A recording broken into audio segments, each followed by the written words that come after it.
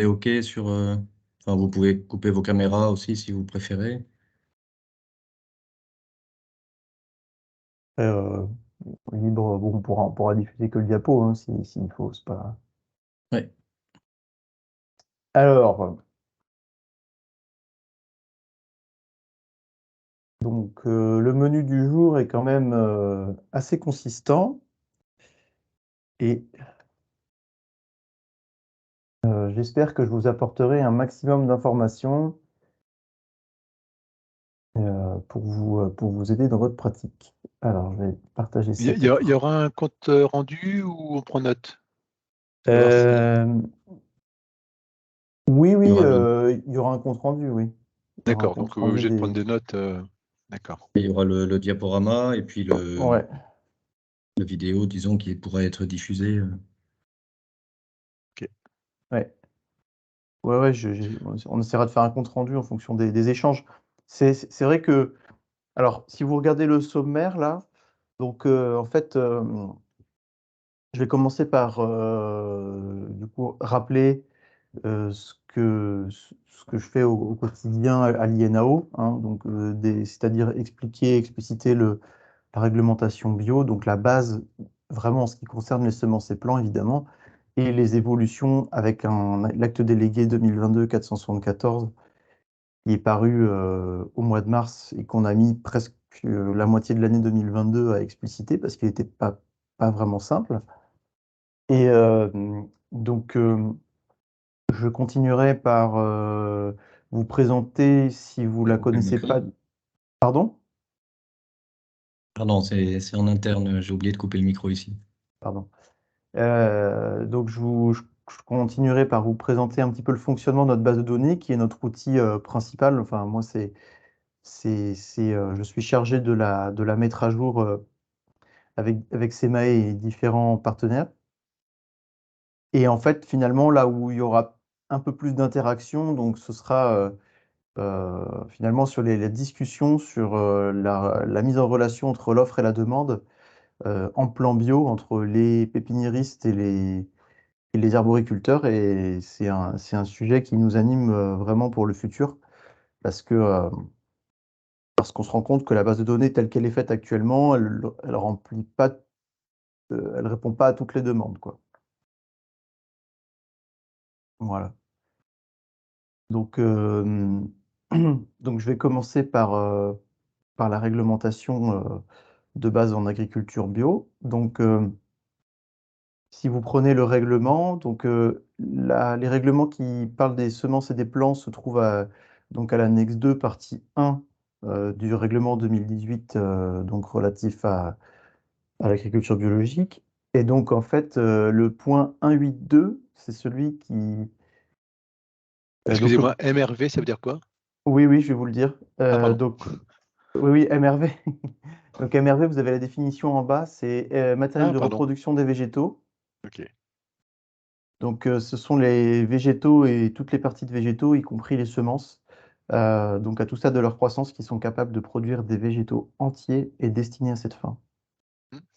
Donc, ça, c'est la définition réglementaire hein, qui est dans le règlement bio, dans les articles qui définissent les termes. Donc, ça peut être une bouture, un greffon, une marcotte, ça peut être un plant, ça peut être une semence. Ça peut être beaucoup de choses, voilà, qui sont capables de produire des végétaux entiers. Donc, Est-ce qu'une oui, cellule végétale, en fait, est un MRV? potentiellement oui, si elle est capable de, par exemple, un méristème. Ça peut être un méristème, mais je voyais plus petit, en fait, au niveau de la multiplication. Ouais. On avait déjà eu des échanges à ce sujet, en fait, voir si on fait de la sélection ou de la création variétale au niveau cellulaire. On s'approche des OGM, mais on n'en est pas là. Mais Ouais. simplement, en fait, si on multiplie de manière végétative pour éviter certaines maladies, certains virus, ça se fait un petit peu dans la filière, disons, la grande filière de la pépinière. Donc, je Ouais. ne sais pas si c'est inclus ou pas. A priori, pas d'opposition, hein. Ça me paraît, si c'est une cellule finalement qui est capable qu'on est capable de régénérer un végétal à partir de cette cellule, si Oui, j'ai une bien cellule de compris. méristème. Une cellule Oui, de c'est une méristème cellule pourrait de tout à fait faire méristème. l'affaire. Oui, moi je pense que c'est pas des techniques.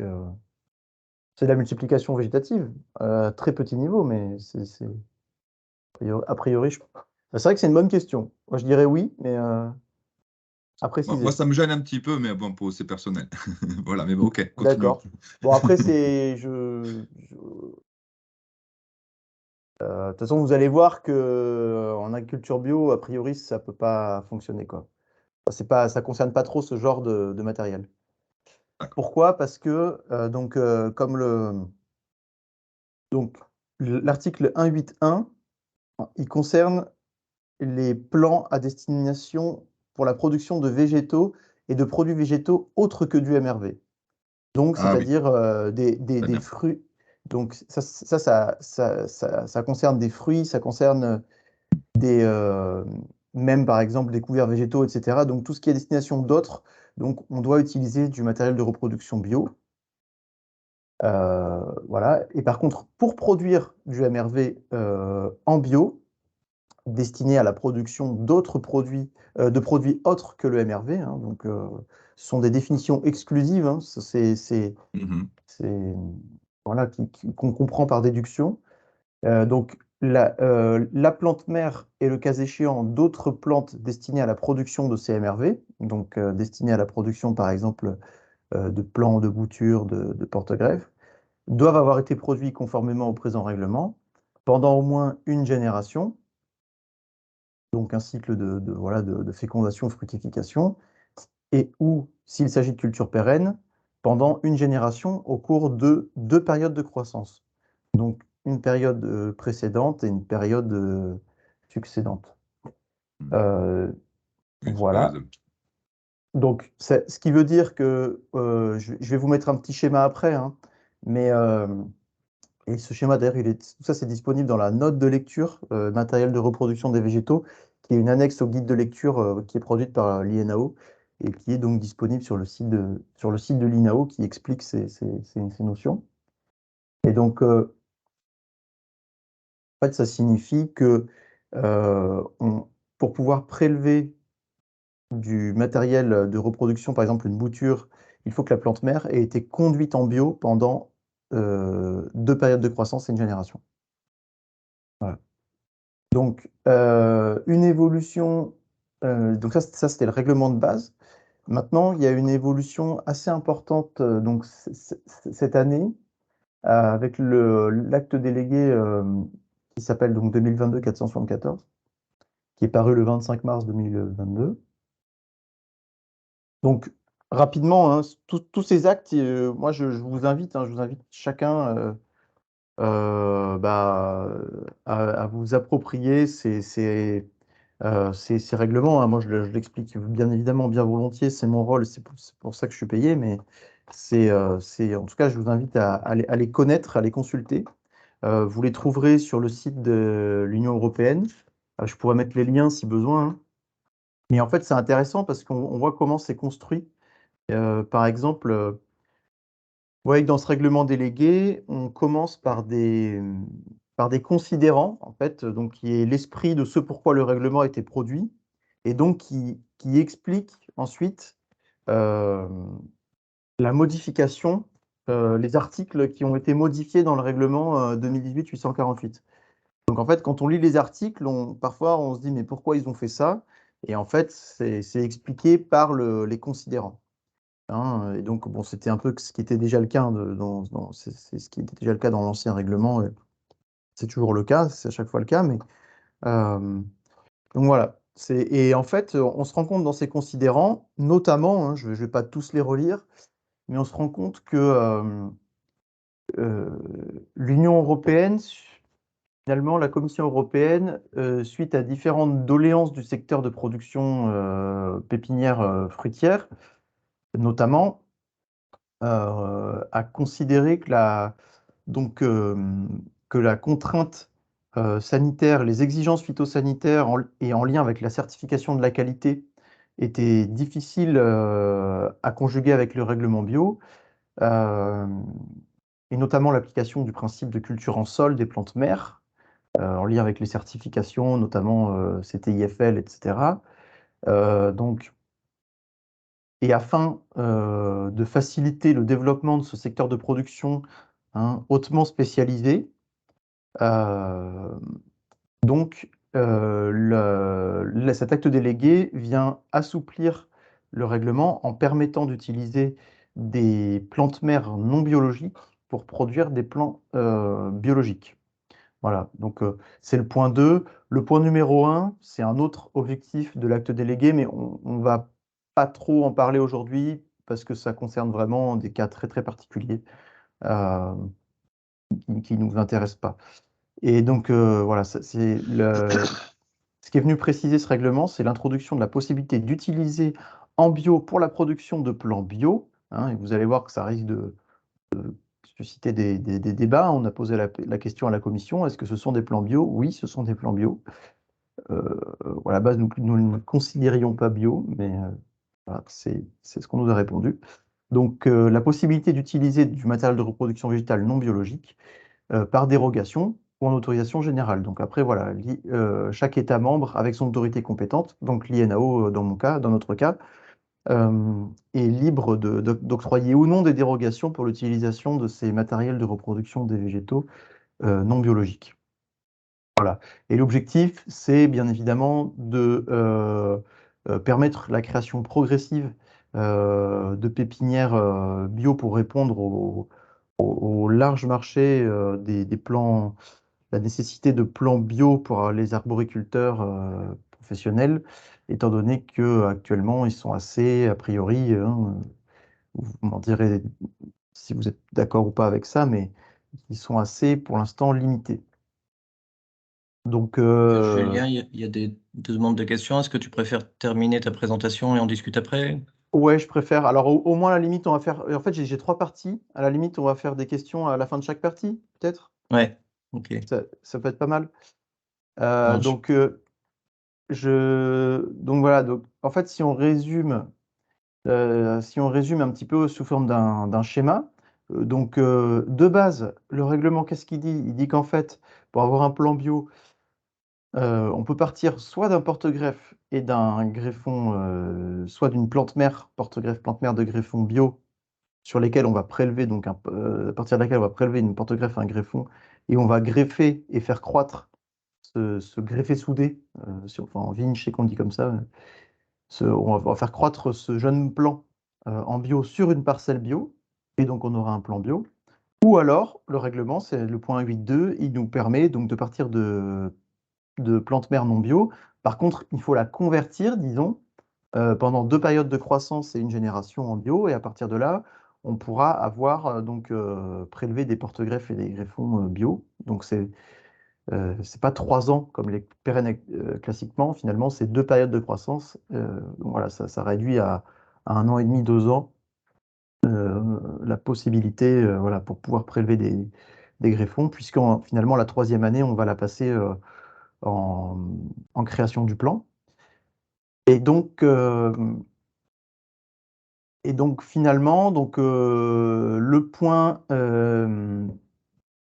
donc 1.8.6 qui a été ajouté par cet acte délégué, donc au règlement, donc qui permet en fait, si vous voulez, de partir pareil d'une plante mère non biologique, par exemple, qui est sous serre au CTIFL, n'est-ce pas, avec les contrôles de virus, etc., et les contrôles sanitaires qu'il faut, et donc de prélever du matériel de reproduction, de porte-greffes et des greffons, et donc de les greffer. Par contre, ils doivent donc faire racine, et voilà, le plant doit avoir doit croître en AB avant d'être vendu. Voilà. Donc, Je sais qu'on ne doit pas parler, mais j'ai pas compris. Donc, c'est pas une question. ouais, alors, qu'est-ce que vous n'avez J'ai pas pas compris? compris la différence entre Ouais. la dernière ligne et l'avant-dernière ligne par rapport au petit Alors, carré là. Il y a porte-greffe bio plus greffon bio entre les deux. Enfin, je comprends pas la différence là en fait. alors, la différence, c'est que donc dans les 2 cas, on parle de plantes mères, mais là, en fait, dans le premier cas, classiquement, dans le règlement, en fait, on va passer 2 périodes. En fait, on va devoir convertir la. Imaginons, si la plante mère, elle est non bio Ok. hors sol, par exemple, parce qu'elle est en pot dans une serre CTIFL, il faudra la mettre en sol, n'est-ce pas, pour qu'elle soit conduite en bio. Par exemple, hein, ça pourrait être une autre contrainte, par exemple, l'arrêt d'utilisation de produits phytosanitaires interdits, des choses comme ça. Donc, il faudra la conduire en bio pendant 2 périodes de croissance et une génération. Et à partir de là, on pourra prélever sur cette plante mère, on pourra prélever. Ah, Voilà. donc d'accord. Donc par exemple, une marcotière, une marcotte, un porte-greffe de marcotière, ou un greffon d'un verger non bio, il faudrait qu'il fasse 2 ans de croissance, 1 an à 2 ans de croissance avant d'être utilisé pour faire un Oui. greffage et donc en faire un arbre derrière de 1 ou 2 ans. Ouais. Alors qu'en dessous, c'est directement. Alors qu'en dessous, c'est directement, on peut prélever d'une marcotière conduite en conventionnel, enfin en non biologique, quoi. On peut prélever directement de cette marcotière pour faire un plan bio. Ouais. D'accord, en 2 ans. Ok, par contre, c'est toujours 2 ans. Bah, 2 ans si votre temps de croissance, c'est 2 ans pour faire Par votre contre, si plan, quelqu'un quoi. fait des sions en 9 mois, c'est pas possible. Ah bah si. Si, Un an, ça suffit pour que le plan sorte bio, malgré que tout soit pas bio au départ au niveau du matériel de base. tout à fait, ouais. Mm. Ah bon? Parce que ça, après, ça dépend de la technique, en fait. Ça dépend de si quelqu'un. Enfin, il n'y a pas de durée minimum, quoi. Le plan doit grandir en AB. Et après, on n'a pas de 8 mois, 9 mois, 1 an. Il n'y a rien de précisé à Parce ce que tout à niveau-là. l'heure, tu as dit que c'était 2 ans au lieu de 3 par rapport au verger, Oui, mais je oui. pensais que c'était pas 1 an.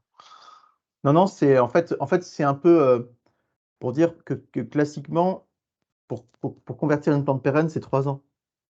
Et en fait, là, pour convertir une plante mère destinée à fournir des MRV bio, et ce n'est que 2 périodes de croissance. Ouais. Ce n'est à peu près 2 ans. Et moi, c'est ce que je pratique actuellement, en partie. Et donc, j'ai une production qui est en 9 mois, mais j'avais compris que c'était du fait de l'indisponibilité des porte-greffes en bio actuellement en France. Il y en a en Hollande, en Allemagne, on en a ailleurs, mais c'est du fait de l'indisponibilité des porte-greffes en bio. Il y a Oui, une pépinière en France, en gros, quoi. Donc, qui en produit pas assez pour tout le monde. c'est Donc, ça. c'est l'autorisation 1.8.6, en Ouais. fait, elle est liée à ceci, à l'indisponibilité ou à d'autres éléments? Oui, oui, c'est ça, c'est ça. Elle est liée à l'indisponibilité, exactement. Ouais. C'est-à-dire que euh, dans la, euh, dans la mesure où il y aura des porte-greffes disponibles ou des greffons disponibles en bio, eh bien, l'autorisation pourra être retirée. Très bien. Et c'est exactement la logique, quoi. C'est ça, c'est la logique de ce règlement, quoi. C'est de permettre quand même la création de plans bio dans la mesure où il n'y a pas de circuit de plantes mères en bio, il n'y en a pas beaucoup qui existent. Par contre, dès que des producteurs sont capables de développer des itinéraires techniques, il faut qu'on leur donne les moyens de produire des plans bio réglementaires classiquement, quoi. Pas forcément. Donc La c'est toujours pas question une va. question. Ah non, Pardon. non, c'est pas une question, c'est simplement pour vérifier que j'ai bien compris. Oui, J'ai un porte-greffe qui vient d'une marcotière conventionnelle, j'ai un greffon qui vient d'un verger porte-greffon conventionnel, je fais une greffe de table, je plante en mars de l'année N. Si je veux faire un sion de 9 mois, c'est-à-dire que je l'arrache en novembre, décembre, année N ou janvier, février, NN plus 1, on peut, ouais, dans une terre qui était bio, ouais, on considère que le plan il est bio. On c'est n'attend ça. pas 2 ans. Non, non, tout à fait, ouais. Oui, oui, oui, ça D'accord, c'est sûr. ok, j'ai Ça c'est compris. sûr. Ouais, ouais. Je voulais simplement clarifier. Ok. Et il n'y a Moi, pas de moi, demande de moi, dérogation mais par rapport à ça. Alors, pour l'instant, non. Pour l'instant, non. Contrairement à l'utilisation de plants hein, pour produire des fruits, où là, à partir de, ce sera la suite du webinaire, mais où là, il faudra demander une dérogation à partir de juillet 2023. Mais pas de souci, hein, il n'y a pas besoin de demander à l'avance, etc. Donc voilà, mais à part ça, nous, pour l'instant, on a fait le choix d'être en ce qu'on appelle en autorisation générale. Et je vais vous présenter, si vous voulez bien, juste pour finir cette partie sur le règlement, je vais vous présenter les statuts dérogatoires. Il y en a pour 5 minutes et après, je prends toutes les questions. Ça vous va? Mais je sens que ça fait réagir, mais Non, c'était pour comprendre. oui, oui, tout à fait, tout à fait. Mais on aura toujours aucun problème, toujours lieu d'expliquer. Donc en fait, en effet, cette autorisation, si vous voulez, elle est délivrée. euh, c'est nous, l'autorité compétente, mais aussi sur base des avis de notre groupe d'experts en arboriculture, qui se réunit 1 à 2 fois par an, qui fait partie de la commission semences et plants du CNAB, du Comité national de l'agriculture biologique. Voilà, donc moi je suis référent technique pour cette commission semences et plants. Et donc je convoque le groupe d'experts régulièrement pour discuter notamment de ces sujets et faire l'état des lieux. Donc en fait, l'autorisation, elle est délivrée voilà, raisonnablement et sciemment, quoi. Donc en fait, donc simplement euh, pour expliquer un petit peu le fonctionnement des statuts dérogatoires. Donc au niveau de l'Europe, le règlement, il nous demande quelles espèces hein, j'ai remis les points hein, si jamais ça vous intéresse, quelles espèces sont sur la liste en autorisation générale, donc pour lesquelles il n'y a pas besoin de demander une dérogation, mais par contre, il y a besoin d'enregistrer les quantités utilisées sur la base de données. Hein, ça, c'est un point réglementaire, hein, c'est pas pour nos stats à nous, mais cela dit, ça nous sert beaucoup à la fin quand même. Donc, et il y a aussi donc, la liste des espèces pour lesquelles aucune dérogation, espèces, variétaux et variétés pour lesquelles aucune dérogation n'est accordée. Donc nous, c'est la liste qu'on a appelée hors dérogation. Voilà, donc c'est là qu'on considère qu'il y a une disponibilité suffisante et donc, sauf conditions particulières, il n'y a pas de dérogation. Et donc, ces listes, vous pouvez la retrouver sur la base semence-biologique.org, notamment dans la foire aux questions. Et donc, nous, en fait, au niveau français, donc par miroir, par négatif, en fait, il y a aussi, on a créé la liste dérogations possibles. Euh, c'est en fait toutes les espèces pour lesquelles on demande il y a une dérogation simple, hein, n'est-ce pas? Peut-être que voilà, vous connaissez déjà ce système, hein. Et donc, on a créé aussi l'écran d'alerte qui fonctionne comme une dérogation possible, hein, mais simplement qui explique, hein, qui, euh, qui prévoit le passage en hors dérogation. Et d'ailleurs, l'écran d'alerte, j'ai donné un séminaire, enfin, j'ai fait une présentation pour un programme qui s'appelle Live Seeding, très intéressant, que je vous invite à découvrir si le secteur des semences vous intéresse, et notamment pour savoir comment on fait dans d'autres pays au niveau européen. Donc l'écran d'alerte, c'est un système que les autres pays trouvent intéressant chez nous parce que ça permet de mettre toute la filière en ordre de marche, si on peut dire, et voilà, de se dire bah, dans 4 5 ans, on n'aura plus de dérogation en bio. Et ça, ils ont trouvé ça assez intéressant. Voilà. Donc voilà, actuellement, sur la base, donc, les espèces arboricoles pérennes et pérennes à cycle long, donc incluant la vigne, sont en autorisation générale avec la nécessité de renseigner les quantités souhaitées, euh, voilà, lorsque vous voulez avoir des plants non biologiques. Les petits fruits et les plantes, donc ces espèces-là sont gérées par France Agrimel, CTIFL. Et donc, les petits fruits sont plutôt gérés par SEMAE. Et donc, avec la dérogation, on est plutôt sur un statut dérogation possible. Et là, sur les semences, il y a différents statuts dérogatoires. Donc, ça va du hors dérogation à l'écran d'alerte aux dérogations possibles. Voilà. Par contre, il n'y a pas d'autorisation générale. Mais voilà. Et les plantules ne sont pas sur la base. Voilà. Les plantules, les plants maraîchers ne font pas partie sont exclus de cette base. Et donc, simplement pour terminer, donc c'est un peu ce que je disais juste avant, donc les plants arbaux et la vigne sont en autorisation générale jusqu'à juillet 2023 et donc seront en dérogation possible ensuite, ce qui signifie que donc, lorsqu'il y aura une variété d'une espèce qu'un pépiniériste voudra mettre sur la base de données, donc cette variété, donc il faudra théoriquement, il faudra utiliser cette variété. Et si vous voulez une autre variété, donc il faudra demander une dérogation. Donc, c'est ça que je vous disais. Donc, pour l'instant, les MRV issus de plantes mères non biologiques, donc le fameux 186, sont en autorisation générale pour une durée indéterminée. Donc, jusqu'à ce qu'on ait pépiniéristes qui soient en mesure de créer des plans bio de A à Z, hein, ou des vrais plans bio, je ne sais pas comment on peut les appeler, en tout cas des plans bio 1.8.2, des plans bio qui respectent le règlement de base. Donc en attendant ce moment-là, ils sont en autorisation générale. Donc je me répète, mais normalement, le règlement impose d'enregistrer la quantité de plants bio ou d'MRV non bio utilisés en autorisation générale. Donc la base de données est prévue pour ça. Et cette déclaration correspond aux besoins, aux besoins qu'on aurait en bio, donc une information intéressante pour la filière. Donc, pour l'instant, il n'y a pas de mesure de rétorsion de manquement associé à cette. Si par exemple vous ne déclarez pas ce que vous utilisez sans dérogation, mais voilà, on vous invite quand même fortement à jouer le jeu et à déclarer, quoi.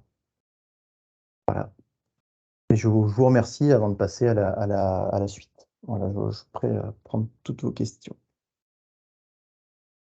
Alors, si vous pouvez revenir sur le schéma là, Ouais. le schéma donc de la mise en place là, des plans là, parce qu'il y a un truc qui me questionne. Ouais. En fait, donc si j'ai bien compris, en fait, si un pépiniériste en fait utilise donc un pied-mer, un porte-greffe non bio, greffon et tout non bio, en fait, il peut passer directement à la case greffage et croissance en AB, mais sans limitation de temps, on va dire, si j'ai bien compris, c'est en fonction de sa technique. Ouais. Alors que le pépiniériste qui veut jouer le jeu, lui, en fait, il va falloir qu'il attende 2 à 3 ans en fait, pour pouvoir avoir un sillon bio. Alors, je trouve, est-ce que j'ai bien compris? Oui, oui. Ça Donc, dépend aussi des techniques du producteur de pépiniériste bio. S'il fait du 9 mois, c'est pareil. 9 mois, oui. Tandis que là, si j'ai bien compris, si ça passe par la case en bas, là, par l'autorisation 1.8.6, ça peut être 3 mois, 6 mois selon la technique, quoi. Je ne sais pas si c'est faisable techniquement. Je ne connais pas tous les rouages là, de vos Oui, mais techniques. je pense que là, c'est pareil en haut, en bas, enfin sur toutes les cases. Je sais pas, Ouais. ça me paraît un peu. Ouais. Ou alors Et vous Si êtes c'est un dites-moi, sillon d'accord. d'un an, ouais. ça sera sur 2 ans dans tous les cas, je pense. Enfin, c'est ce que je comprends, moi. Oui, oui. Après, ça incite pas. Ce que je voulais dire aussi au Oui, final, oui. c'est que ça incite pas du tout. Je veux dire, ça va pas trop inciter parce qu'ils vont trouver, quand les pépiniéristes vont se diriger plus sur la facilité, on va dire, de trouver des porte-greffes non bio et tout ça, au lieu de s'efforcer à trouver des porte-greffes et des greffons bio ou des pieds-mères. Quoi, je sais pas, moi je le comprends comme ça. Après, Oui, oui, oui, oui, oui, oui. Bah, C'est le risque. oui, oui, peut-être, je vais vous répondre succinctement, hein. C'est vrai, au début, nous, enfin, de notre point de vue, en tout cas, à l'INAO, on était assez sur cette ligne, à dire finalement, c'est pas forcément très égalitaire au niveau du marché, en effet, on se retrouve avec des plans qui sont, qui sont potentiellement conduits très différemment et donc avec une forme de concurrence déloyale. Cependant, donc au début même, on voulait les appeler des plans PAB, des plans produits en bio, parce que voilà, on voulait les différencier, même on se posait des questions en termes d'étiquetage, etc. Et donc on a bien demandé à la Commission européenne ce qu'on devait faire, parce qu'on n'arrivait pas à trancher, et qui nous ont dit en fait, hein, clairement, au Committee on Organic Production, qui est l'instance de la Commission qui s'occupe de toutes ces questions, à laquelle la France et tous les États membres participent, et bien ils nous ont bien répondu que ces plans devaient être étiquetés bio. Donc après, c'est à nous d'être intelligents pour pas en effet, que les pépiniéristes, d'être intelligents et attentifs, pour que si un pépiniériste crée des plans, crée des plans bio, on va dire de A à Z, eh bien, il ne se retrouve pas en concurrence sur la même variété, la même espèce, avec des plans bio 1,8,6, quoi. Je suis d'accord avec Marc, hein. C'est vrai que moi, c'est une solution de facilité au début que d'utiliser ce système-là, même si je suis aussi à Nature et Progrès et que j'ai une très forte incitation de la part de Nature et Progrès, aussi bien aussi que de ma contrôleuse, que d'essayer que de faire la production sur 2 ans, pour que le plan ait au moins 1 an de conversion sur mes terres. Si je peux réagir, Ouais. mais alors si j'ai bien compris, l'autorisation 186, elle est quand même, elle doit quand même être provisoire puisqu'elle est liée à la disponibilité en plan. Donc ça veut dire que normalement, c'est plus une mesure qui doit permettre de démarrer une production mais elle sera pas pérenne. Donc ça doit plus inciter au changement, mais en se laissant un temps d'adaptation. Enfin, moi, c'est comme ça que je le lis, quoi. Oui, oui, oui. Oui, oui, c'est ça. Si je peux apporter un commentaire Allez-y, pratico-pratique, allez-y, allez-y. je pense qu'il faut aussi un peu là-dessus prendre du recul et ça dépend beaucoup des espèces. Si vous êtes sur du kiwi, je pense que le schéma en bio, il peut être très simple parce qu'il n'y a pas 36 000 variétés, il n'y a pas 36 000 porte-greffes, donc le process, il est assez simple. Si vous êtes sur des fruits à noyaux, dans les régions françaises, il n'y a pas utilisation de beaucoup de porte-greffes et en plus, ça vient de base in vitro ou semi. Donc c'est une manière de faire qui est différente et qui n'est pas d'une manière, c'est pas des cultures pérennes. Par contre, il y a beaucoup de variétés. Et les variétés vont tellement vite, je ne vois pas comment, par exemple, en bio, sur des variétés nouvelles, il y aura possibilité d'avoir des greffons bio facilement parce que ça bouge tellement vite et ça évolue tellement vite qu'il n'y aura jamais le temps d'avoir. Enfin, c'est une vision. Hein. Et si on parle sur le pépin, pommes et poires, c'est d'une très grande complexité parce qu'il y a aujourd'hui une évolution très forte dans les porte-greffes. Ça bouge vite, alors que ça n'avait pas bougé pendant des années, voire des dizaines d'années. Je pense aux plants de Geneva, des plants d'Ismaling, des plants de toutes sortes qui vont apporter des plus en production bio comme en production conventionnelle. Et les variétés aussi sont de plus en plus. Enfin, il y a de plus en plus de propositions de plants de variétés rustiques nouvelles qui fait qu'aussi et qui vont autant en conventionnel qu'en bio. Et je ne vois pas comment ça va pouvoir se faire de mettre en place des plans bio de base, marcotières, etc., d'une manière cohérente pour un marché qui est très, très. Tout le monde ne plante pas la même variété, quoi. Donc, c'est compliqué, c'est beaucoup plus compliqué. Donc, je ne vois pas un truc durable dans le temps, à moins que toute la production passe bio partout. Hein, donc là, c'est un autre schéma, mais je ne pense pas que c'est la direction actuelle du marché. Voilà, c'est simplement un commentaire, hein, pratico-pratique. C'est sûr que selon les espèces, ça va être différent. Ouais. Bah, ça, c'est un peu tout ce qu'on doit. Bon, après, on attend aussi, bon, quelque part, je sais, une organisation, un soutien des interprofessions, et c'est intéressant aussi que Verdir soit là pour qu'on puisse parler justement de ces différents itinéraires techniques et de se rendre compte un peu. Parce que moi, c'est vrai que techniquement, moi, je suis sur toutes les semences de toutes les espèces et toutes les plantes de toutes les espèces. Je peux pas être expert de tout. Et, mais donc, c'est J'ai vrai une, qu'on a besoin de savoir. En effet, techniquement, il y a des grosses différences, je pense. j'ai une question sur la production de semences de porte-greffes en bio, notamment de fruits à noyaux. Je m'interroge, en fait, c'est que la disponibilité n'existe pas, à ma connaissance. Et si moi, je me mets, par exemple, à produire 10 000 semences de mirobolant, par exemple, hein, tout simplement, ils ne seront pas certifiés chez moi, en tout cas, cette IFL. Est-ce que si je le mets à disposition sur la BDD, la base de données, est-ce que ces semences est-ce que les personnes auront l'obligation de les vendre ou pas? Sachant qu'elles ne seront pas certifiées de cette IFL, est-ce qu'elles pourraient refuser du fait qu'elles ne soient pas certifiées, cette IFL, par exemple? Ah non, non, non, on peut pas. Non, non, non, non. Alors nous, on s'occupe pas de la certification CTIFL, on s'occupe de la certification bio. Donc, Oui, mais si oui, Si elle est pardon. disponible en bio, donc, mais pas certifiée CTIFL, est-ce que les personnes, au motif que c'est un caractère particulier, qu'elle n'est pas certifiée, par exemple virus free ou des choses comme ça, est-ce que, par exemple, si moi je la mets comme disponible, est-ce que les personnes donc auraient l'obligation, puisqu'elle sera sur la base de Ah données? oui. Hmm. Est-ce que c'est un Euh, critère? Parce qu'on c'est avait une vu bonne. ça au printemps avec François et d'autres personnes, je crois, de l'INAO. Comment, en fait, si l'arbre n'est pas formé de la manière que nous souhaitons en tant que pépiniériste, le porte-greffe Oui. par exemple, Hmm. est-ce que les personnes ont quand même l'obligation de l'acheter ou pas? Ça, c'était une question que nous avions au printemps, il me semble, François. Alors, je vais noter votre question et je vais Ouais. passer à la suite de la présentation, et parce qu'on va répondre en partie. Il y avait une Voilà, main levée, je crois, aussi parce encore. que je vais expliquer le fonctionnement de la base de données et quel est son intérêt et ses limites. Et on sera un peu plus, voilà, pour un peu plus déjà répondre à votre question. moi, si je peux me permettre, j'avais aussi une petite question par rapport Allez-y. au tableau là et la conversation de tout à l'heure. Moi, j'ai eu mon audit bio il y a quelques jours et donc on a fait le point sur tout ce que j'avais acheté et pour les porte-greffes non bio, il m'a dit que je devais attendre 2 cycles de végétation, c'est-à-dire que je peux les vendre en bio à partir de novembre 2024, ce qui ne correspond pas à ce que vous nous montrez là. Alors, Mon organisme certificateur n'a pas agi de la même manière. Voilà. Voilà. alors attendez. Ah, attendez. Juste, excusez-moi. Hop, je mets mon truc en silencieux. Alors, vous m'avez dit, donc vous, je suis désolé, je vais vous demander de répéter, j'ai pas bien compris. Pas de souci. Ouais.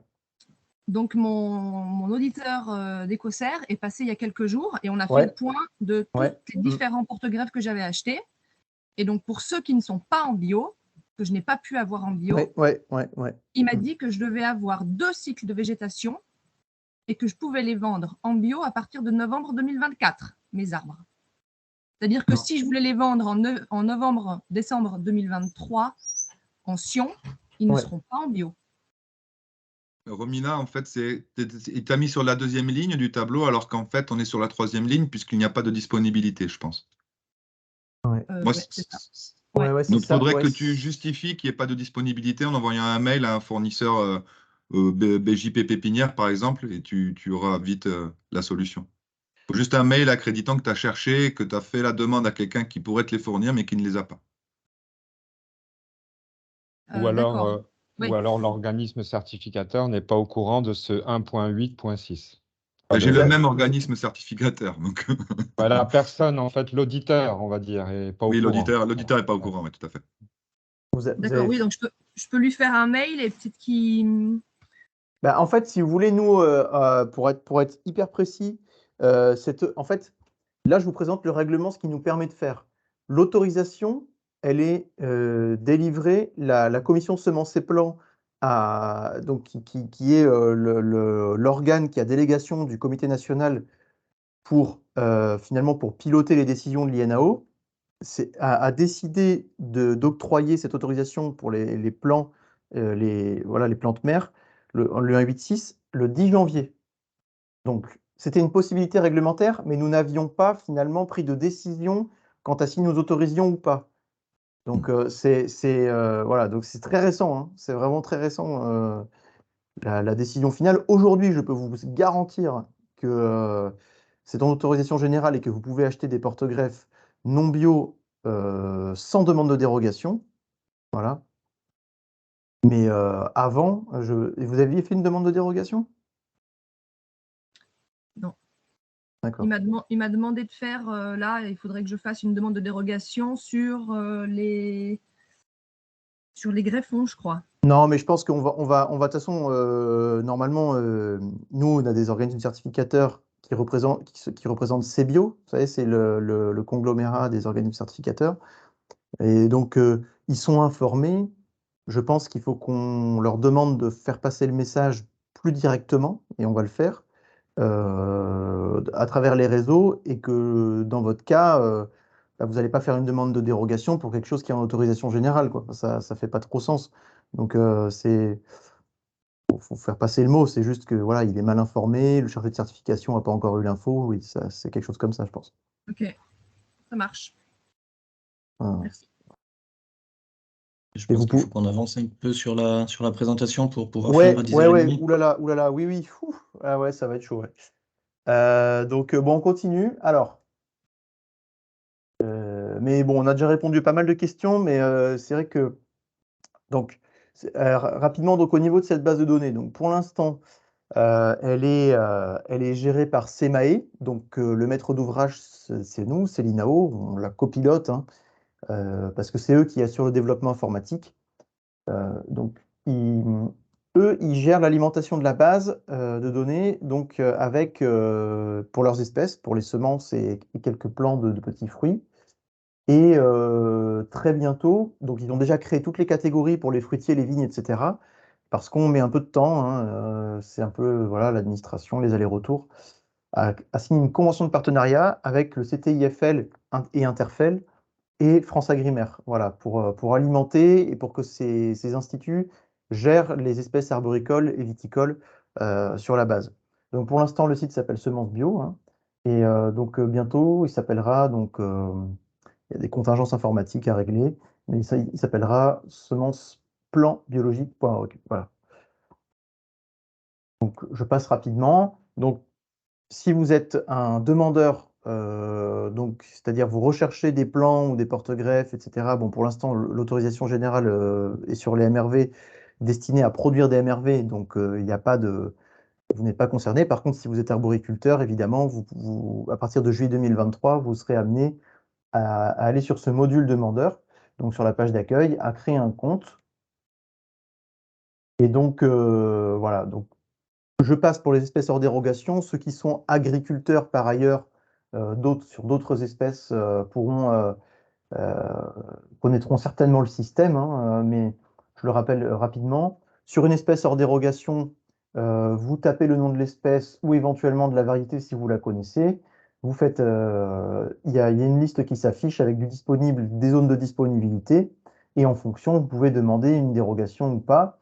Donc, normalement, sur une espèce hors dérogation, on ne peut pas en demander, sauf cas exceptionnel. Et accord de consultant. Voilà, dans ce souci. Voilà. Donc, après, en statut dérogation possible au écran d'alerte, hein, c'est ce que je vous présentais juste avant. Voilà, je prenais le cas du framboisier. S'il n'y a pas de framboisier, vous pouvez demander une dérogation sur la variété que vous souhaitez en cliquant sur la variété. Voilà, par contre, s'il y a une offre sur cette variété, avec un stock suffisant, vous ne pourrez pas demander de dérogation. Voilà. Après, il y a toujours des cas où, par exemple, il y a des gens qui ont des offres qui sont trop petites. Et à ce moment-là, il y a possibilité de demander une réclamation au début. Voilà, à l'accueil du site, il y a possibilité de demander une réclamation pour dire, voilà, il n'y a pas, il y a une offre, mais la variété est insuffisante. Voilà. Et selon le cas, on vous demandera d'acheter le disponible, ou voilà, si ça dépasse vraiment largement l'offre, et bien à ce moment-là, temporairement, la variété sera retirée pour que vous puissiez demander une dérogation. Voilà. Donc ensuite, donc voilà, bah, c'est ce que j'expliquais. Finalement, je ne me rappelle plus que j'avais fait cette diapo, mais donc voilà, vous cliquez sur afficher toutes les variétés, vous pouvez trouver votre variété, et donc s'il n'y a aucune offre, vous pouvez demander la dérogation. Donc vous cliquez sur demander une dérogation, vous remplissez le formulaire, la raison pour laquelle la variété est pour laquelle vous souhaitez une dérogation. En fait, ce sont des raisons qui sont des motifs qui sont réglementaires, hein. C'est pas nous qui les avons inventés. Alors voilà. Et donc dernier cas, donc pour les espèces donc en autorisation générale, indiqué âgé. Donc lorsqu'il n'y a aucune offre, donc on vous invite, hein, à cliquer sur la variété, sur votre variété, et donc cette fois-ci à enregistrer le besoin en plan bio, hein, donc qui est la quantité finalement de plants non bio que vous allez utiliser. On a préféré le tourner sous cette forme, enregistrer le besoin. Voilà, donc ça nous permet nous de recueillir des données, hein, donc pour tout ce qui est porte-greffe, greffon, etc. On vous invite à enregistrer le besoin. Est-ce que vous pouvez juste rappeler le site internet sur lequel on trouve cette page? Oui, c'est ça, semencebiologique.org. Ok, merci. Vous le voyez là. Vous aurez même le diapo, vous pourrez cliquer dessus, si jamais. Alors, et donc après, par exemple, après, il y a le module fournisseur, donc qui vous intéressera plus, hein, pour ce matin. Module fournisseur, vous pourrez créer un compte fournisseur. Et donc, en fait, vous pouvez sélectionner une espèce et vous allez voir finalement l'envers du décor. Vous prenez par exemple le pommier, voilà, admirable jaune. Vous renseignez la quantité. Je crois que c'est pas obligatoire la quantité, c'est parce que ça peut être une information commerciale sensible, et donc c'est pas obligatoire. Par contre, ce que c'est évidemment, la date de début de disponibilité, la date de fin s'il y en a une. Là non plus, c'est pas, voilà, c'est pas obligatoire. La zone de livraison, voilà, parce que si vous n'êtes pas en mesure de livrer dans votre région, dans vos départements, eh bien, les personnes qui ne seront pas dans vos départements pourront demander une dérogation, hein, évidemment. Et donc, voilà, les différentes informations générales, vous êtes libre de remplir ou non. La quantité disponible, c'est quand même une information intéressante, hein. Ça permet de gagner du temps pour certains. Voilà, s'il n'y a que 100 ou 200 plantes disponibles et que la personne en veut 1000, bon, bah, elle va pas, voilà, elle saura que de toute façon, il n'y aura pas assez euh, chez vous. Alors après, voilà, on va voir que ça pose un tas de limites, hein. C'est très adapté pour les plants, pour les semences, pas forcément pour les plants. Voilà. Après, ce qui est intéressant, c'est que voilà, une offre peut être prévue à l'avance, et ça, c'est quand même très très intéressant. Voilà, ça c'est ce que je vous disais. Si vous ne trouvez pas la variété que vous voulez, vous pouvez poser une demande de réclamation avec le motif et donc le commentaire, et à ce moment-là, le gestionnaire de la base tiendra en compte votre réclamation pour vous créer la catégorie manquante. Parce qu'on sait que les variétés, il y en a beaucoup, et c'est pour ça qu'on pousse pour que la convention soit signée, que le CTIFL s'occupe de tout ça, parce que SEMAE le fait, mais c'est pas vraiment son champ de compétence, disons. Donc, je termine. Finalement, je termine, je déroule sur cette base de données.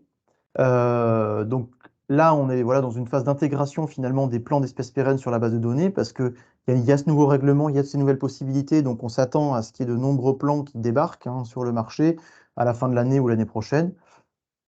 Et donc, dans notre avis, il faut que cet outil évolue. Voilà. Parce que voilà, donc comme je vous disais, donc on est dans cette difficulté de produire des plans bio avec le 1.8.6. On a une offre bio qui est très insuffisante, et voilà. Et aussi, on a un contrôle de l'adéquation qualitative entre offre et demande qui est difficile, dans la mesure où il peut y avoir des combinaisons porte-greffe-greffon très variées, des combinaisons, c'est ce qu'on disait, monsieur Parital. Souchet, euh, des combinaisons aussi. Par exemple, en termes de taille, il peut y avoir des différences de taille en termes voilà, d'offres ou alors de demande. Je veux que mon plan soit taillé de telle manière. Moi, je veux une semence certifiée CTIFL ou pas. Voilà, donc ce contrôle entre cette adéquation entre l'offre et la demande est relativement difficile pour nous, pour savoir si on va accorder une dérogation ou pas finalement, parce que c'est un peu le cœur du sujet, quoi. Et donc finalement, voilà, donc comment développer une offre en plan bio tout en permettant les dérogations, tout en permettant à continuer à l'agriculture biologique à se développer, parce que finalement, ce qui est important dans l'agriculture biologique, c'est quand même la culture biologique, c'est quand même la conduite et la production de fruits in fine, puis on remonte petit à petit pour que chaque étape de la filière soit produite en bio. Mais voilà, ce qui est important, c'est quand même qu'on puisse continuer à produire des fruits bio. Donc, on est dans une situation finalement où on a des divergences d'intérêts entre acteurs, hein. Donc, nous, c'est ce que je vous disais, on doit contrôler les justificatifs d'absence d'offres. On doit favoriser aussi l'utilisation d'offres disponibles. On est là quand même pour développer l'agriculture bio et les pépinières bio, donc on doit favoriser l'utilisation des plans bio que les pépiniéristes mettent à disposition. Et au début, par exemple, on avait donc voilà, on disait il faut produire une ou deux attestations de pépiniéristes, comme quoi ils ne peuvent pas produire en bio. Mais bon, on se rend compte que ce système a des limites aussi, quoi. Donc, les pépiniéristes, de ce que j'ai compris, et c'est ce qui est intéressant aussi, et j'espère qu'on aura le temps de discuter un petit peu, c'est que finalement, les pépiniéristes, ils ont intérêt à écouler l'offre produite dans l'année, hein. Leur métier, c'est d'anticiper, finalement, pour savoir qu'est-ce que les producteurs vont acheter. Et voilà, pour ça, il y a un maximum de contractualisation qui est mis en place. Mais une fois que le plan est produit, il faut le vendre, parce qu'après, sinon, voilà, il est trop vieux, et ça va pas, quoi. Donc, ils ont intérêt à anticiper. Et donc, ils anticipent la demande et la production au moins 18 mois à l'avance, euh, selon les méthodes, selon les techniques, mais c'est quand même relativement à l'avance. Tandis que l'agriculteur, l'arboriculteur, parfois il anticipe, mais il a plutôt tendance à chercher des nouvelles variétés performantes et donc à les acheter au dernier moment en fonction des catalogues des pépiniéristes. Voilà, et c'est un peu toute la subtilité. Ils recherchent aussi une relation de confiance avec ces pépiniéristes, ce qui fait que acheter des plants sur une base de données d'une personne qui est dans un autre département, qui ne sait pas comment ils seront taillés, comment ils seront conduits, etc., c'est pas forcément évident pour tout le monde. Voilà, c'est pas parce qu'il y a une offre qu'elle est voilà, acceptable et voilà, qu'on peut y avoir confiance. Voilà. Et donc, voilà. Et finalement, donc, on se rend compte aussi, parmi des éléments notables, hein, il y en a sûrement d'autres, que l'arboriculteur a des aléas de trésorerie, ce qui fait qu'il peut prévoir une plantation, mais qui finalement, au dernier moment, peut ne pas s'engager. Donc, à long terme, donc s'engager sur des plans à 18 mois, c'est plus compliqué d'un point de vue de l'arboriculteur, mais ça arrange plus le pépiniériste. Voilà. Donc, pourquoi je vous dis ça? Parce que donc actuellement, la base de données, finalement, elle est en mode boutique, hein, c'est ce qu'on voyait. Il y a des offres en instantané, en temps réel, qui paraissent mieux adaptées aux semences, parce que voilà, j'ai besoin de semer, j'achète mes semences. Les semences, si elles ne sont pas utilisées, elles peuvent être gardées pour l'année d'après, le taux de germination peut rester stable, etc. Alors que les plants, voilà, il faut les utiliser, quoi. Et, donc un mode boutique pas forcément adapté, puisque les plans sont plutôt sur un mode contractualisation. Voilà, donc ce sur quoi on planche et sur quoi on a beaucoup de travail, je pense encore, c'est le développement d'un mode appel d'offres, donc avec une mise en concurrence des offres à travers la base de données, afin qu'on puisse contrôler les dérogations aussi. Ce mode appel d'offres, il permettrait de créer un marché pour les pépiniéristes dans la mesure où ça irait dans l'autre sens. Ce n'est pas les pépiniéristes qui mettent en ligne leur offre, mais ce sont les agriculteurs, les arboriculteurs qui demandent une combinaison porte-greffe greffon précise, ou alors une semence de porte-greffe précise. Et à ce moment-là, un pépiniériste, un fournisseur viendrait lui offrir, en tout cas lui proposer une offre, qui serait libre d'accepter ou refuser, bien sûr, hein. Proposer une offre. Voilà, donc ça serait déjà un premier pas qui ne permet pas de répondre à la problématique de la confiance. Voilà, on ne connaîtrait toujours pas le pépiniériste. Après, c'est à voir, c'est à travailler. Et donc, voilà, il y a quand même des modes de production variés selon les espèces, ce qui pose question. Donc, on pourrait avoir les deux fonctionnements qui fonctionnent, donc qui sont ensemble, hein, l'un n'exclut pas l'autre. Et donc, voilà, c'est ce que je disais, hein, par exemple, vous avez besoin d'un M9 Juliette, hein, je prends un exemple Juliette, même si c'est une variété un peu particulière que tout le monde ne peut pas reproduire. Imaginons, voilà, vous avez le pépiniériste, vous avez un agriculteur qui demande X plants 12 à 18 mois à l'avance. Le pépiniériste, il y a deux pépiniéristes qui produisent de la Juliette parmi le catalogue qu'ils ont déclaré qu'ils produisaient sur la base. Il y en a deux qui font de la Juliette M9, ok. Donc, ils vont, sur l'espace appel d'offres de la base, ils vont mettre leur offre en ligne, ok. Et donc, selon l'offre la plus intéressante, l'agriculteur est libre de choisir une autre et voilà, de ne pas répondre à une autre. Ça, ce serait, on imagine hein, que ce soit que cet espace appel d'offres, il dure 2 mois, hein, on avait discuté déjà un peu de ça, entre 1 et 3 mois. 2 mois, ça paraît intéressant. Au-delà de 2 mois, s'il n'y a pas d'offre, on a la dérogation. Voilà. Donc voilà. Donc après, ça c'est des travaux qu'on a commencé à discuter donc avec la commission semences et plants, parce que voilà, c'est pas simple, hein, une conjonction d'intérêts, il faut qu'on développe une filière, voilà, tout le monde a des intérêts différents. Donc on s'était dit plusieurs cas, hein, et j'en terminerai avec ça, après on aura un quart d'heure, 20 minutes de questions. C'est ce que je disais. Donc, par exemple, la demande de l'arboriculteur qui veut 100 plants de Juliette, 6 mois minimum avant la livraison dans l'année N. Donc, il demande le 1er juin, voilà, il lance un appel d'offres. Il a 2 offres. Donc, s'il a une offre dans l'année, s'il veut planter dans l'année, il doit accepter une de ces 2 offres. S'il n'y a pas d'offre, il a la dérogation. Par contre, s'il n'y a pas d'offre pour cette année, mais pour l'année prochaine, mais que ça ne lui convient pas, eh bien, il doit renoncer à la plantation. Cas numéro 2, par exemple, s'il n'y a pas d'offre pour l'année, mais une offre pour l'année prochaine, eh bien, il peut choisir d'accepter une de ces 2 offres pour l'année d'après, ou enfin, donc aucune offre sous les 2 mois. Donc voilà, il y a possibilité de déroger. Et une proposition de la commission semences, mais qui est très très discutable, et c'est tout l'intérêt de notre discussion d'aujourd'hui, et ce sera tout l'intérêt de discuter avec les partenaires, donc les représentants des filières pépinières, par exemple.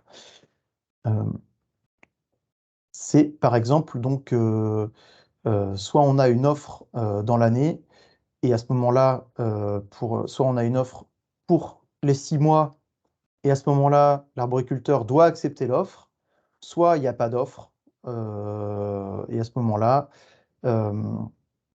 soit il n'y a pas d'offre dans l'année ni l'année d'après, et à ce moment-là, on peut donc avoir une dérogation. Voilà, donc c'est quelque chose d'un peu plus souple. Ça permet pour l'agriculteur de n'avoir que 6 mois pour anticiper et pas 18. Par contre, c'est assez contraignant pour le pépiniériste dans la mesure où c'est difficile de prévoir à l'avance les besoins de l'agriculteur, quoi. Donc voilà. Je suis tout oui pour vos remarques, pour vos apports, pour vos réflexions. Donc là, voilà, on va prendre la première question. Samuel Souchet qui a levé la main au premier. J'ai perdu ma question, je laisse d'autres. Oups. Du coup, Thierry? Ouais. Ah, excusez-moi. Bon, allez-y. oui, donc actuellement, si l'offre est disponible en bio, il n'y a pas d'obligation de choisir ce plan? Actuellement, dans le mode boutique, si. Voilà. Après, pour l'instant, en fait, des offres, on n'en a pas, hein, clairement, et on n'en a pas. Après, on invite à renseigner la base de données, mais il y a très très peu pour l'instant, je ne connais pas d'offres disponibles. Mais s'il y a une offre disponible, en effet, une combinaison de porte-greffe greffon qui correspond aux besoins d'un agriculteur, l'agriculteur, à partir de juillet 2023, quand ce sera en dérogation possible, pour l'instant c'est en autorisation générale, hein, mais à partir de juillet 2023, l'agriculteur devra demander une dérogation, et donc s'il y a de la disponibilité sur la base, il ne pourra pas demander de dérogation pour cette combinaison. D'accord, donc à partir de l'automne prochain, ce sera, voilà, si c'est dispo, c'est obligatoire, quoi. OK. Ouais, voilà. Monsieur Miette.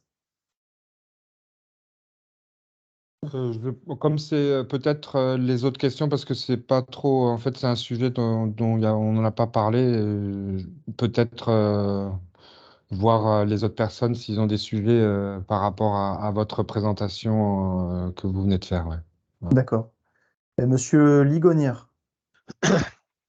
Moi, je vais vous faire part d'expérience. Je suis quelqu'un en général de constructif, Ouais. mais je trouve que ce système-là, il n'est pas très, comment dire, en tout cas pour le pommier et le poirier, il n'est pas très progressiste. Je ne sais pas si c'est le terme. Je me trompe peut-être de terme. Puis c'est difficile pour moi de parler parce qu'on est une grosse pépinière et je sais que quand on est gros et dit entre guillemets industriel, ça concorde pas toujours avec le bio. Mais bon, je vous fais part quand même de mes expériences. On a fait une pépinière bio il y a 10 ans, il y a 15 ans déjà, en Italie, dans notre filiale italienne, où on détient 80% des parts. On a tenu 3-4 ans et on a complètement arrêté. Comme d'ailleurs en Italie, les grosses pépinières ont tout arrêté, quasiment les pépinières bio. Pourquoi? Parce qu'en fait, d'abord, les arbres étaient de moins bonne qualité qu'en conventionnel, d'une manière générale et globale, même si on faisait de beaux arbres. Deuxièmement, les plants étaient plus chers qu'en conventionnel, ce qui est normal parce que ça coûte plus cher à produire. Troisièmement, parce qu'ils ne trouvaient pas souvent ce qu'ils voulaient. Et en fait, les Italiens, à l'époque, ils étaient malins, hein. De toute façon, l'être humain est malheureusement fait comme ça. Ils commandaient, parce qu'il y avait une obligation à un moment donné de prendre des arbres bio. Et puis, quand les stocks étaient à zéro, ils décommandaient leurs arbres et ils prenaient ailleurs. Enfin, ils prenaient ailleurs et décommandaient leurs arbres, en fait. Parce qu'en fait, ils disaient qu'il n'y a plus de stock, sur un bio, donc ils allaient commander sur du conventionnel et ils allaient décommander après, en fait. Donc, ils saturaient en fait les pépinières en commande, et puis à la fin, ils annulaient tout, ce qui fait que les pépinières brûlaient une majeure partie de tous leurs arbres. Ça, c'est une expérience vécue. Faut être italien pour penser comme ça. Mais c'était comme ça. Je ne sais pas si ça sera encore possible, mais ce sont les risques. C'est-à-dire qu'en fait, nous, on a arrêté, hein, et c'est une chose. On a une deuxième filiale aujourd'hui qui est en Hollande, où on a une pépinière bio qui a démarré il y a 3 ans. Qui est donc notre filiale qui s'appelle Boden. On se pose des questions de peut-être, en fait, plutôt que nous faire de la pépinière bio en France, pourquoi pas, avec notre filiale, engranger, en fait, ou développer cette pépinière avec eux. Elle est sur une terre où il y a sur un producteur qui a 300 hectares, je crois, de mémoire 300 de terre bio, hein, qui est en production bio maraîchage. Donc là, on a tout ce qu'il faut pour pouvoir bien produire. Le problème, c'est qu'on ne sait pas quoi mettre. Parce que les arbres, de toute façon, on voit bien la différence avec les autres arbres à côté qui sont conventionnels. C'est une différence de 1 à 2 hein, en qualité. Et les producteurs, en fait, ils sont dans la même démarche. Mais pourquoi acheter un arbre bio, m'obliger à acheter un arbre bio qui est plus cher, qui est moins beau que l'arbre à côté avec la même variété, le même porte-greffe? C'est un débat, quoi. Et au CIVA, j'ai discuté avec François, mais j'ai aussi, après, discuté pas mal avec des producteurs bio qui sont venus sur notre stand. Eux, ils ont peur de cette démarche. Ils ont énormément peur. Alors, je parle des gens comme des coteaux nantais, comme tout un ensemble de producteurs, des petits producteurs en taille, des grands. Ils ont énormément peur parce que pour eux, déjà, ils ont peur de ne pas avoir l'offre qu'ils veulent, mais en plus, ils ont surtout peur d'être obligés de prendre des arbres. Et là, quand on dit, ils sont obligés de prendre s'il y a une offre, la qualité qu'il y a, et même si c'est pas beau, ça leur fait vachement peur parce que c'est pas progressiste quelque part, parce que eux, ils ont besoin de produire des qualités, ils ont besoin de faire un verger performant, parce que même si on est bio, ça n'enlève pas le fait qu'on doit être performant économiquement et qualitativement sur le verger. Et pour eux, c'est aller en reculons, quoi. Et c'est pas simple. Voilà, je n'ai pas dit qu'il ne faut pas faire, je dis que c'est beaucoup de questions comme ça. Et nous, par exemple, si on démarre, parce qu'on se pose la question, si on ne va pas faire 5, 10, 15, 20 000 arbres, on peut faire ce qu'on veut dans notre dimension à nous et avec la pépinière qui existe déjà actuellement, ils ont 1,5 hectare de pépinière en bio. Si on commence ou pas, parce que qu'est-ce qu'on met? On a une offre de plus de 15 variétés qui convient bien en bio. On a des porte-greffes aujourd'hui hyper innovants qui peuvent très bien être très intéressants pour le bio, qu'on met en conventionnel déjà. Mais qu'est-ce qu'on met dans cette pépinière? Est-ce qu'on fait des petits articles de 1000 arbres de chaque? Est-ce qu'on fait mais ça va être très vite avec toutes les qualités qu'on a dans un arbre. Qu'est-ce qu'on va vendre? Voilà, pour nous pépiniéristes, c'est très compliqué. Pour le producteur, je pense aussi que ça peut être très compliqué. Je parle de pommes. Hein. Je parle bien de pommes. Poire, c'est encore différent parce que poire, il y a quand même très peu d'articles. Voilà, je voulais faire part de cette expérience. Je ne dis pas non. Hein, je ne dis pas que ce n'est pas possible, je ne dis pas qu'on ne va pas faire, mais je dis que c'est très compliqué. Surtout si en plus on impose aux gens de prendre. Parce que là, ça n'empêche pas, je m'appelle Monsieur X, j'ai une offre du pépiniériste 2 de l'article que je veux, même si ce n'est pas le porte-greffe, bon, à la limite, je m'y adapte, je prends, et puis je vois que, qualité moyenne, par exemple, qu'est-ce que je fais? Je suis obligé de le prendre? Parce que je vais aller voir le pépiniériste. Non, je vais annuler, et si j'annule, comment ça se passe? Je n'ai plus trouvé bon produit. C'est la première chose. Deuxième chose, moi, la plupart des clients, sur des variétés très, très, très nouvelles, on peut avoir des commandes 2 ans à l'avance, mais quand même, la majeure partie des clients, ils commandent 3-4 mois à l'avance, 5 mois à l'avance, 6 mois à l'avance. Comment ça va? Enfin, tu vois, voilà, c'est toutes ces complexités-là. Voilà. Je ne dis pas que ce n'est pas impossible. Les critères de qualité, je pense que c'est important que ça soit disponible par option. C'est-à-dire qu'en fait, quand on affiche une offre de plans disponibles, je pense que les certifications INFEL, calibre et tout ça, ça devrait être renseigné. Oui, mais le producteur en pommier, la qualification de la qualité, ce n'est pas l'état sanitaire. C'en est une, mais ce n'est pas celle-là qu'il recherche, c'est la qualité visuelle de l'arbre, c'est le nombre de branches, c'est la hauteur, c'est ce genre de choses. Le calibre fait partie mais c'est surtout le nombre de branches. Je parle en pommier. Hein. Donc, et ça, on ne peut pas le savoir 2 ans à l'avance. Nous, on est toujours sur des rapports de pourcentage. On dit on a 100 arbres à vendre, on va dire qu'on prend 70 comme ça, 30 comme ça, enfin 20 comme ça et 10 comme ça. Puis après, ça s'affine avec les comptages et ça s'affine au mois de juillet de l'année de l'arrachage. Donc, on est 3-4 mois avant l'arrachage. Je pense qu'il y a des pépiniéristes dans la salle, là, on est tous. Enfin, ça, c'est le pratique. Hein. Ouais, mais en tout cas, c'est intéressant ce que vous dites et c'est toujours, bien sûr, c'est bienvenu. C'est bienvenu, il y a pas, il y a pas, il y a pas de souci. Euh, donc, euh, donc oui, c'est vrai que bon, je sais pas comment ça marche la contractualisation en Italie, mais ça paraît un peu étonnant de commander. Il n'y a pas d'art, il n'y a pas d'avance sur la commande, et tout d'un coup on annule et on brûle tout, quoi. C'est un peu, ça paraît un peu extrême. Voilà, je sais Ben, pas, moi, c'est une réalité hein, de quand je vécu. fais appel à un entrepreneur, moi, on me demande toujours des arts, hein, mais bon, enfin, je sais pas, c'est. Oui, mais nous, on demande des arts sur des variétés qui sont faites contractuellement. Ouais. D'accord. Après, un bon de commande, c'est un contrat. Mais contractuellement, c'est-à-dire on demande de faire des arts pour lui dans ce truc-là. Là, on demande des contrats, on demande des choses. Par contre, nous, on fait surtout nos arbres qu'on fait. Il y a les trois quarts. On fait un disponible de vente et puis après, on attend que les gens viennent nous commander. Tout n'est pas contractualisé 2 ans à l'avance. Ça marche pas comme Ouais, ça. ouais, ouais. Donc là, à un moment donné, les gens, quand ils viennent, bah, soit ils payent des arts, soit ils payent pas des arts, c'est pas des quantités, et puis tout le monde paye pas des arts, et puis il va aller réclamer des arts tout le temps. Enfin, c'est pas simple. C'est pas comme un marchand de tracteur ou une calibreuse ou je ne sais quoi. Ça marche pas pareil. La D'accord. vraie vie, c'est pas Bon, ça. Et oui, en oui, plus, on bah, est un des rares pays qui demandent des royalties. Hein. Parce qu'en Allemagne, ils ne demandent pas de royalties. Les pépiniéristes hollandais demandent très peu de royalties. Les Belges ne demandent pas de royalties. Enfin, c'est très, très dépendant des pays et des cultures. Parce qu'il reste quelques minutes, il faut qu'on se concentre peut-être sur la partie de la base de données qui concerne les pépiniéristes, puisqu'on a un webinaire après qui concerne plutôt justement comment les arboriculteurs vont s'approprier et éventuellement passer par la base de données ou pas pour passer leur commande.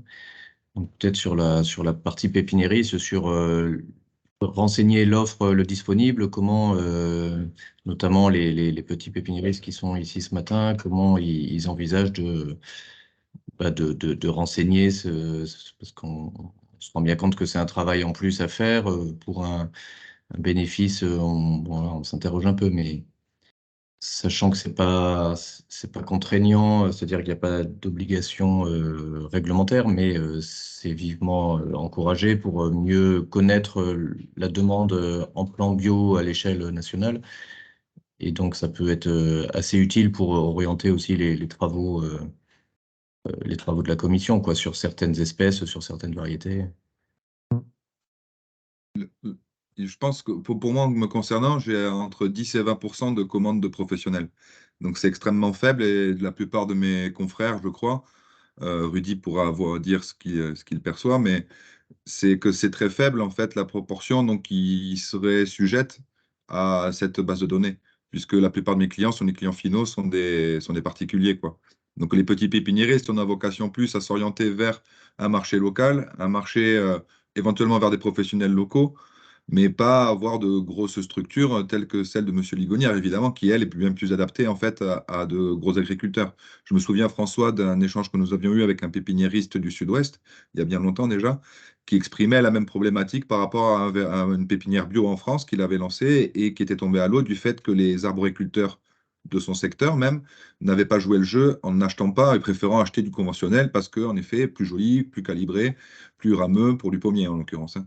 Et donc, c'est vrai que c'est un enjeu fort. Et donc, moi, à mon sens, c'est est-ce que les arboriculteurs bio ont conscience, et ça vous le verrez avec votre webinaire tout à l'heure, ont conscience de l'intérêt qu'il y a à ce que la filière entière, de la semence de porte-greffe jusqu'aux fruits qu'ils vendront, qu'elle ait à être en bio. Alors, c'est sûr qu'il y a une perte de productivité, de la même manière que des semences de céréales en bio. En fait, bien sûr, c'est plus difficile de trouver un état sanitaire, une graine de bonne qualité, bien sélectionnée, bien séchée, bien conservée, et que, bien sûr, ça limite et que ça, c'est à prendre en compte. Mais je dirais à M. Ligonière que dans la qualité, l'élément de l'agriculture biologique, pour moi, est un élément majeur.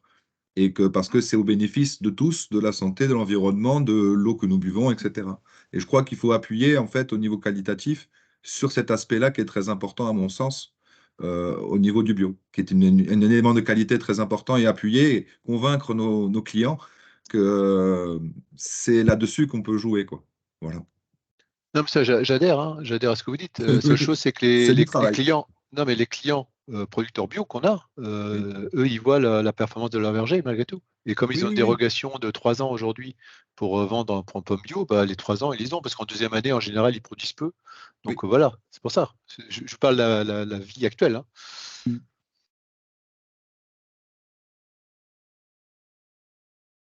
est-ce que dans un premier temps, alors, est-ce que vous avez bien compris la différence boutique-appel d'offres?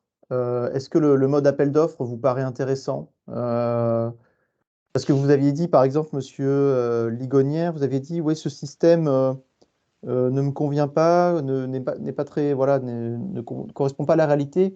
C'était quel système? C'était plutôt le mode boutique ou le mode appel d'offres? Bah, disons que déjà, Dans- pour faire l'offre en soi, si on fait une pépinière bio, on peut mettre tout de suite dans l'offre qu'on a. Ça, c'est Oui. pas un problème. Oui. On greffe, on a des plants en terre, on va avoir un pourcentage estimé de vente pour dans 2 ans, parce que nous on fait plutôt des sions sur 2 années. Donc pour telle saison, là, on va met en terre en 2023, ça sera pour 24-25, automne 24, hiver 25. Donc on peut mettre l'offre, pour moi, c'est pas un problème. Ce qui est plus compliqué après, c'est de gérer, mais ça purement, ça s'adapte, mais ce serait de gérer après des appels des gens qui vont faire leur demande. Et donc, être qu'on appelle ça en termes informatiques, en notification que quelqu'un a fait la demande, parce que nous, on a un circuit d'un logiciel pour vendre nos arbres, etc. Donc, il faut qu'on ait toujours un œil sur ce qu'il y a sur l'autre. Mais parce que les plans bio, là, j'ai une question d'ailleurs. Ça, c'est français, cette plateforme, ou les producteurs bio étrangers sont obligés de passer par cette plateforme aussi? Alors, en fait, réglementairement, les pays européens doivent avoir les listes que je vous présentais, hors dérogation, autorisation générale et tout. Ils sont invités, dans la mesure du possible, à avoir une base de données. Et il y en a, je crois il y a 12 pays qui ont une base de données, et il y a le reste, l'autre moitié, qui a des listes. Voilà, plutôt les pays Ça veut d'Europe dire de que nous, l'Est. pépiniéristes, il faut qu'on aille sur toutes les bases de données. Non, si vous voulez vendre. Ouais, si vous voulez vendre chez eux, quoi. Ouais. Ouais, Mais c'est en ça. fait, Nous, on vend à l'international, on vend sur toute l'Europe. Donc, c'est-à-dire que si on veut vendre nos plants pour mieux les vendre, il ouais. faut passer sur toutes les bases de données. Donc, il faut qu'on aille Et- voir toutes les bases de données régulièrement et mettre à jour. Bah, le système d'appel. Alors, le système actuellement, hein, c'est le système boutique, hein. Je reviens un petit peu vite fait. Le système actuellement, c'est plutôt le système boutique. Les bases de données, elles sont en mode boutique, toutes. Appel d'offres, c'est la France qui réfléchit à ce mode-là. On réfléchit à ce mode-là. Ça n'existe pas, hein. Ça, voilà. En plus, en parallèle forcément, ou ça a Oui, en vocation à parallèle. remplacer la Non, boutique? non, en parallèle. Voilà. Ouais, en parallèle. Mais la boutique, c'est pas une base commune à tous les pays. Alors, c'est pas une base commune à tous les pays. Par Donc, contre, ça veut dire qu'il faut qu'on mette à jour la boutique partout. Dès l'instant que quelqu'un vend d'un côté, il faut qu'on remette à jour dans les autres boutiques. Je pense que la discussion va c'est pas couper gérable. à 10h30, hein, et je pense que je sais pas si ça coupe automatiquement, mais non, ça coupe pas. Non. d'accord. Mais il Non, mais faudra. bon, voilà. Non, mais après ça. Et si vous voulez, en fait, c'est votre intérêt de mettre vos offres. Vous accédez à un marché, vous avez des dizaines d'agriculteurs qui vont aller voir des offres en ligne pour pouvoir demander des dérogations. Donc, vous avez intérêt à mettre à jour.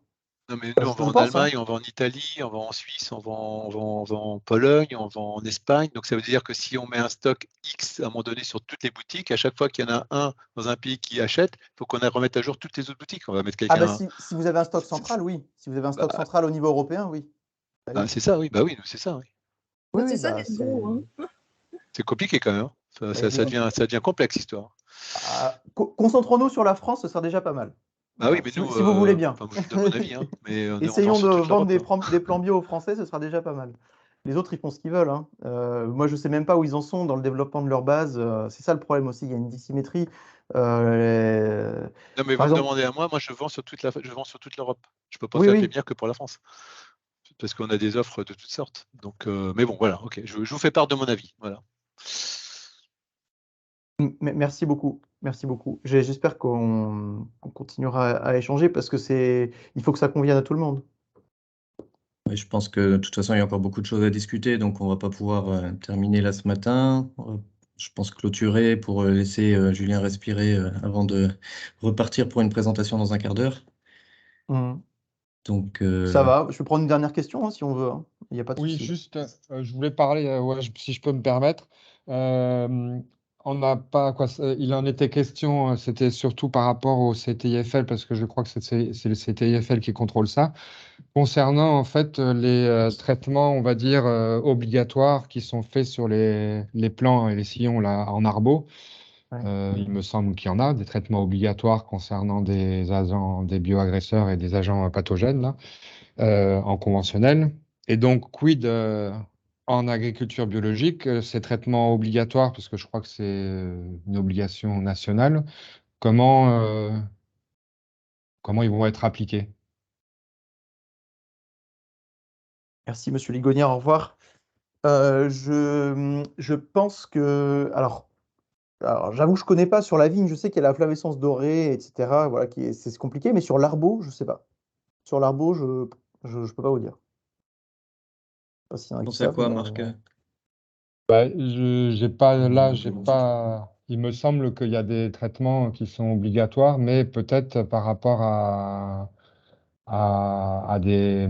Non, j'ai pas. Je n'ai pas d'idée de certains bioagresseurs, mais bon, je m'y connais pas assez en traitement obligatoire, mais il faudrait peut-être se rapprocher du CTIFL. Mais il me semble qu'il y a des sillons, certains pépiniéristes sont obligés de traiter, quoi. Il me semble. Mais bon, je suis pas sûr. Peut-être que je dis des bêtises, hein, mais- alors, Je suis pas sûr qu'en arbo ce soit le cas, hein. Enfin, je sais pas, Samuel ou Rudy, si vous avez un autre avis.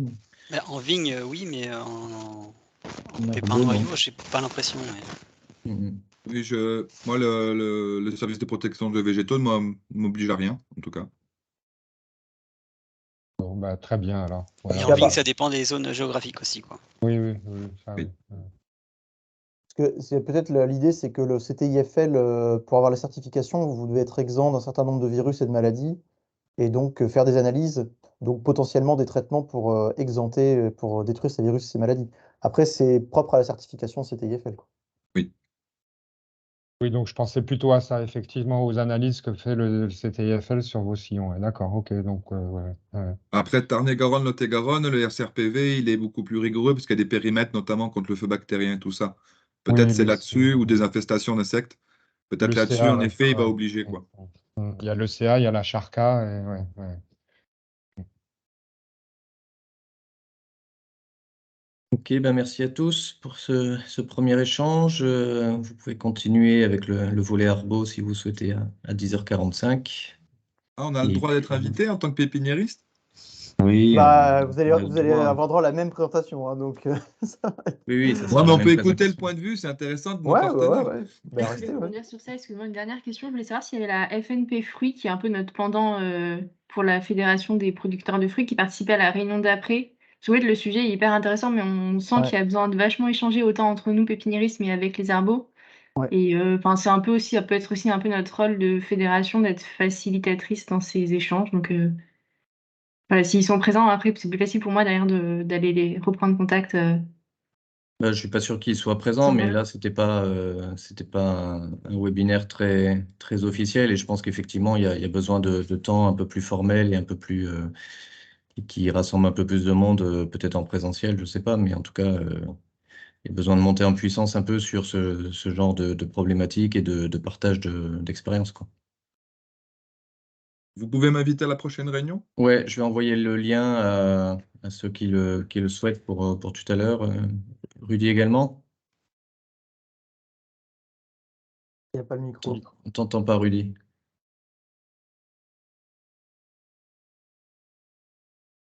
Bon, je vous Moi, renvoie le lien à tous. OK. Mm. À tout à l'heure Bon, pour ceux qui allez, à sont tout de là. suite. Au revoir, Merci. à tout à l'heure. Merci, au revoir. Au revoir.